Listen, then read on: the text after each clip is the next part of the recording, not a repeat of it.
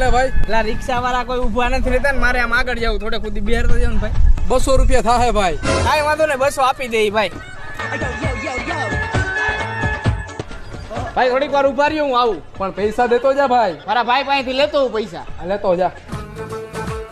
બોલો ને ભાઈ. પેલા 2 ચોકલેટના પેકેટ આપી દો ને ડેરે મિલ્કના.